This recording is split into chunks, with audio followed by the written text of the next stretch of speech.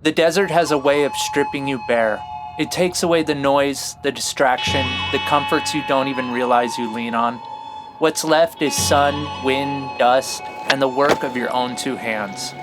Skateboarding once gave me a place to focus that same raw energy, teaching me how to fall and get back up, how to trust balance when everything feels uncertain. Here, those lessons are tested in a new way.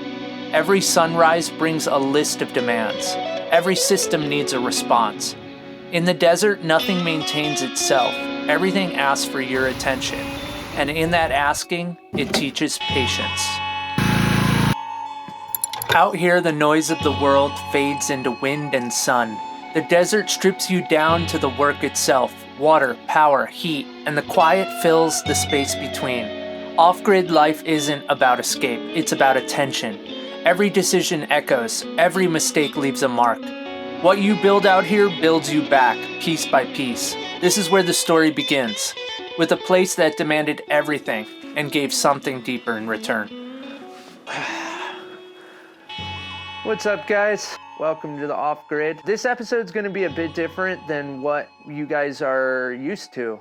A lot of you have come to this channel in the last year or so, and you've seen that I live on an off-grid compound, and obviously I do a lot of skateboarding, adventure, and traveling. Before off-grid, I was just a skate rat living in vans, doing van life. I lived in 5 different vans. I was just kind of roaming from city to city. It kind of became a hard lifestyle. It became taxing. So eventually I figured, well, wait, why don't I just buy a piece of land where I can kind of like do what I want to do? I can park my van on that land. Well, a van ended up turning into a truck because you need a truck to live off grid. And then one of them was in Northern California on 180 acres. That was kind of what kicked it all off. But unfortunately, some wildfires came through and they pretty much made us homeless overnight. So we had to figure something out. So I kind of was working handyman, living out of my truck with my lady. I think I bought a new van at that point, but just van life was gnarly at that point. This was like 2015, 2016. And I was like, I'm not living in the forest right now. And I realized that the cheapest land was down in the desert. So I went down to the desert. We found this piece of land. We lived in a shipping container for a while. And then eventually I came across this property. And this is the Offgridskater compound that you guys are all, well, somewhat used to. I didn't really film much here because I wasn't really savvy with social media at the time, and I felt like filming my life was kind of like put me in a vulnerable state. But times are changing, things are evolving, I'm trying to evolve with it, and finally I got to a point where I felt secured to create content. And now I feel like I'm in a good flow and I feel okay to share with you guys. So unfortunately, you guys weren't able to see the whole journey of this property because I didn't film it, but in this episode, I'm going to show you guys a little bit of backstory of how I got to live off-grid, what it took for me to build this off-grid compound, and then ultimately we're going to say goodbye in the end. So, like I said, building up this property, I had to learn all of the systems myself. There was no one here to help me. Out here in the middle of the desert, 15 minutes of dirt roads to the nearest paved road, and then it's about 2 hours to the major city, 40 minutes to the nearest grocery store, police, hospital, all that stuff is far out of reach. So all of this has been on me and my lady, and we have a dog. Well, we've actually been through 3 dogs, unfortunately. 2 of them passed away from natural causes. It's been quite a journey. Let's go from the beginning. When I first found this place, it was half buried and forgotten, swallowed by the sand, wind, and neglect. The desert had taken it back. The walls were collapsing, windows shattered, doors kicked in. Tweakers and wanderers had moved through like ghosts, scavenging, sleeping, breaking what little still stood. I didn't come here to own, I came here to survive it. At first, we just slept in a rusted Quonset hut. No insulation, no light, just a RV to sleep in. Every sound in the night felt like something watching. But the desert tests you differently. It doesn't yell, it whispers. It asks what you're willing to do to stay. Day by day, I started to rebuild. Patching leaks with salvaged metal, wiring pumps that barely worked. I'd fill up IBC totes and take them across the sand one by one. watching the horizon bake everything flat. The first time I got a trickle of water through the line, it felt like victory. The first time the lights flickered on, it felt like breath returning. The desert didn't care that I was learning, it just demanded that I try again. What was once a ruin slowly becomes a place to stand. I didn't make it beautiful, I made it livable. And out here, that's enough. Hey, welcome to Off-Grid. Come on in. This is where all the off-grid magic happens. This is Off-Grid Studios, Off-Grid Workshop. This is where I go to get away from society, refresh myself.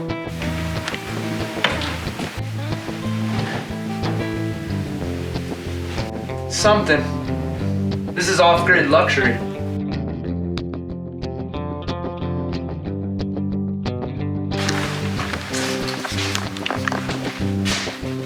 Safety's on. This is all the supplies for off-grid living. Got extra vents for the stove, my water pump, cleaning supplies, unlimited tools, chemicals, everything we need. I bumped into that.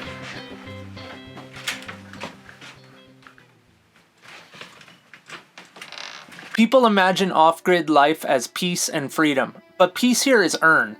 Out here, survival isn't poetic, it's physical. The wind cuts through metal, the heat warps wood, the cold bites through the walls you build. You don't thrive here, you adapt. You find a rhythm between exhaustion and accomplishment, between fear and focus. You learn that comfort dulls awareness, and discomfort sharpens it. The desert rewards those who listen, it punishes those who don't. Okay, so this is the water system. This is my main water tank. I built it on top of this tire platform because I wanted to get a little bit of gravity feed so that if I didn't want to use the pump, I didn't have to. Obviously, when you use the pump, you get just a little bit more pressure. To get more pressure, I would have to go higher with this, but I'm happy with this system. I haul water in using this IBC tote, and then I pump the water from there into this tank. Now, this tank right here is my agriculture water. This is all the water that I collect off of my roofs, and I collect those into IBC totes that we'll show you in a second. And so this is only used for, like, let's say I wanted to build a skate park. That would be the water I would use, or watering plants or those kinds of things. This all comes through a filter, goes into the ground, and then I plumbed all the way into the house. We have water in the desert. So when the water comes, it comes from the tank, goes underground, then it goes into a water pump that I have underneath here. We're not gonna show that because it's just a 12-volt water pump. And then it pumps through the house. And to get hot water, I have this tankless hot water heater. It's an 18-liter, and this runs completely off of just propane. And so when the water cycles through it, it instantly turns hot, and that's how you get hot water on grid. And I did all the plumbing down here and the electrical work.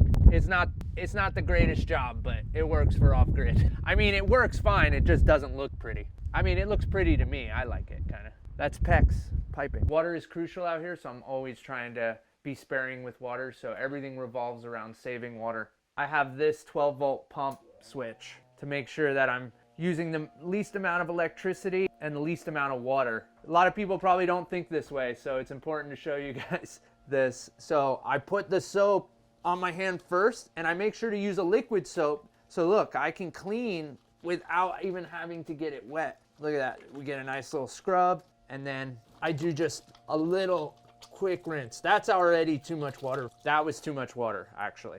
But water is an issue, and it's important.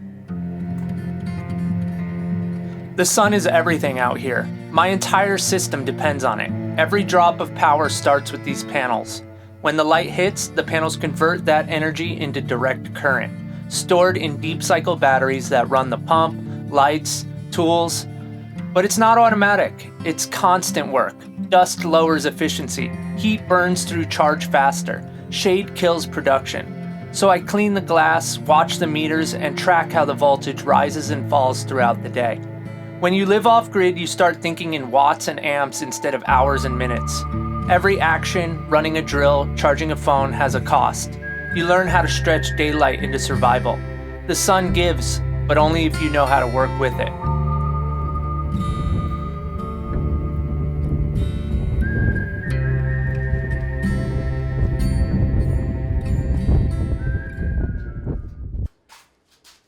This is the power room. It's kind of the heart of the whole off-grid property. This is where all the magic happens when it comes to electricity. So basically we got our power inverter, our solar charger, and our battery bank. These are all systems that I really had to learn as I went. I built this all. This light is basically just to indicate to me that the solar's working and there is charge in the batteries. I got a 2500 watt power inverter, so that converts the 12 volt electricity from the solar panels into AC power that then runs from a cable into the house, and so that powers the entire house. All the energy is stored here in this battery bank. These are gel batteries, 100 amp hours. And it's a pretty good system. I mean, when it comes to off-grid, the more money you can throw into your system, the more you have. But this has worked for me for the last couple years. I've upgraded kind of as I went. And basically right now, so I don't know if you can see, but this says 14.2 volts, which means we're getting full energy from the sun right now. Like everything, all the lights in the house, every single thing runs through this system and into the house, and it's coming straight from the solar panels. And right now it's cranking. 14.2 is ideal. I mean, the good thing about living out here in California is that you have so much sun most of the year that you can pretty much get away with living with solar panels year round without even having, I used to have a backup generator, but I don't now. In other climates like Alaska, like you don't get as much sun, so solar power is a little less practical. There you would need like diesel generators and stuff. The charge controller, this basically moderates the electrical current from the solar panels into the inverter. So this sort of translates the energy into the inverter. There's an Air Force base over that way. I see weird stuff in the sky all the time. I mean, even those clouds are kind of suspect. What is that sound? I hear something. That's what I'm saying. I feel like they got cloak devices on some of these airplanes. Like, did that not sound like a big airplane that was really close? Sometimes, like, I'll feel huge explosions here. Like, they feel like they're coming from underground. Like, it'll just be like it's not an earthquake. I feel like there's an underground military base either in those mountains or like underground here. Like, and it's connected to the base. And I'm not even joking. Like, it'll be like the whole house will rattle. Like, it's crazy. But anyway, okay, I didn't know what that was. I just wanted to check it. Skateboarding taught me how to fall. The desert taught me what happens when you don't get back up. Out here, survival comes first, skating comes second, if there's energy left. Some days the wind was too brutal, the heat too sharp, the system's too fragile to leave unattended. But when I did get to skate, it felt unreal. Like rebellion and gratitude in one breath, a reminder that motion itself is a form of hope.